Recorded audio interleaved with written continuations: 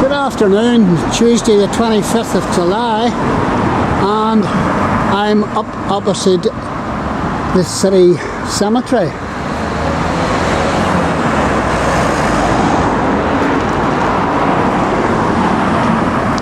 And I'm just outside this church here. This is the parish of St John the Evangelist, and this is St John's Church, Roman Catholic Church, and I'm meeting with Father Martin Magill, brave man,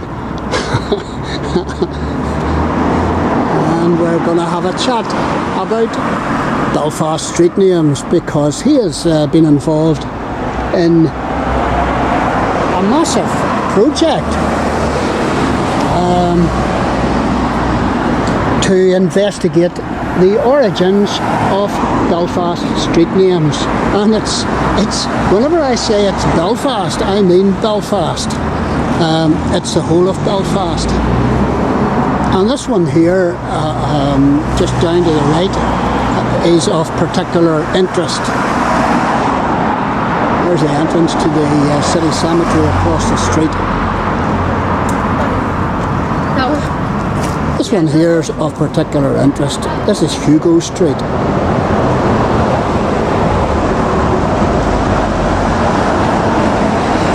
So where did that name come from? So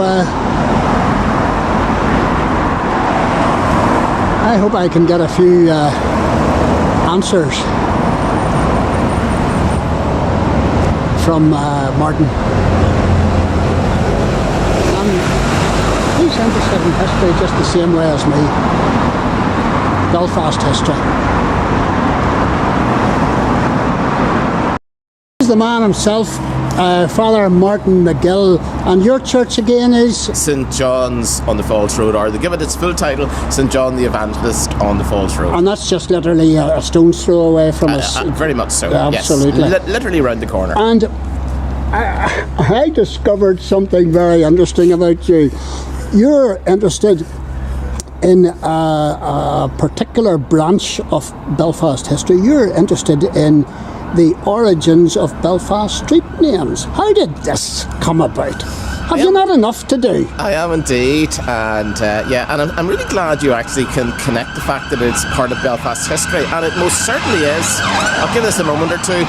We're not too far from the Royal here, so it's likely to be on the way to the Royal. But sure, we'll talk as we're dandering along here, right? So just to give you a sense of it, mine really came from a question.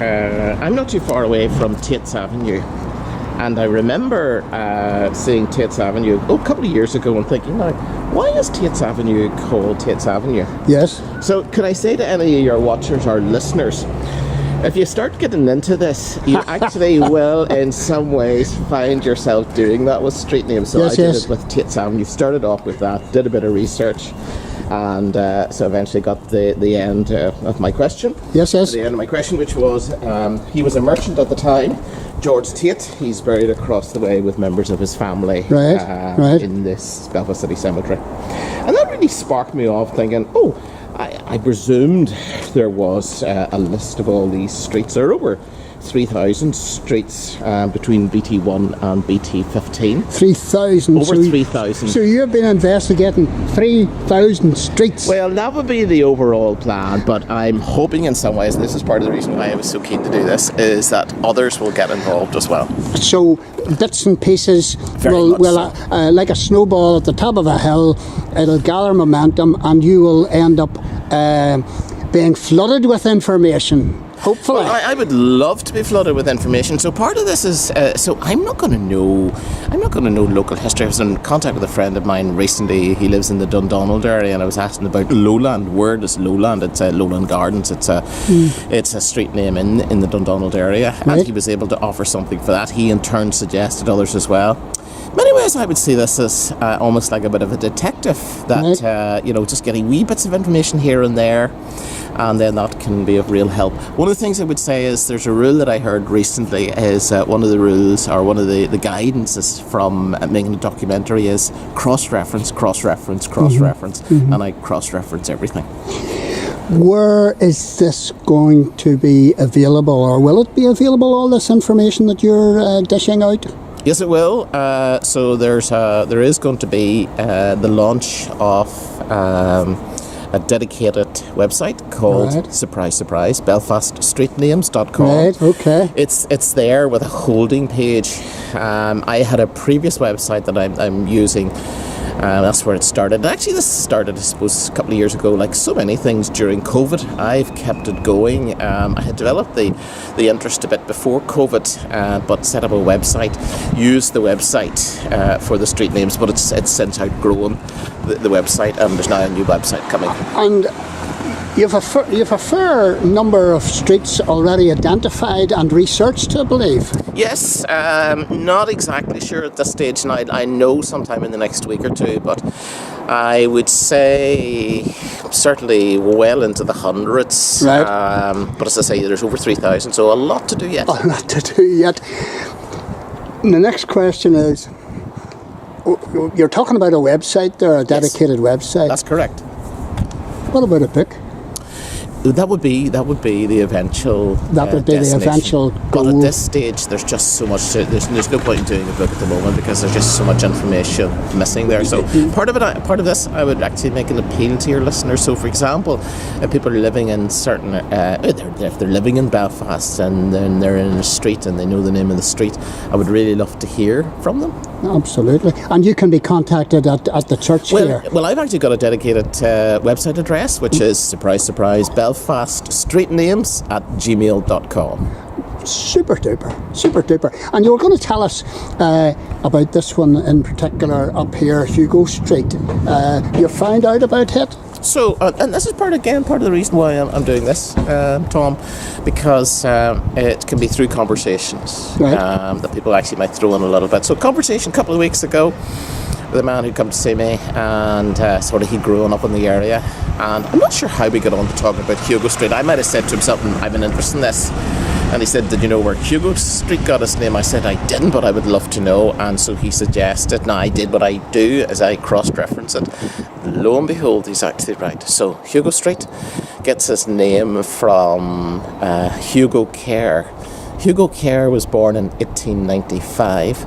His father, Frank Kerr, was a very well-known solicitor in Belfast. Right. And so the minutes of the Town Improvement Committee, February 1898, Belfast Council, will actually see the reference to the application coming from Frank Kerr to name this street as Hugo Street. Right. And then the neighbouring street, and this is actually, we're standing here in and this is another one that's of interest. So this is, we're in Clondara Parade at the moment. Clondara Parade. Clondara Street. Right, okay. So he would have requested... I'll just get that street board name. Yeah, so this is Clondara Parade. Right, okay. And then the street opposite there.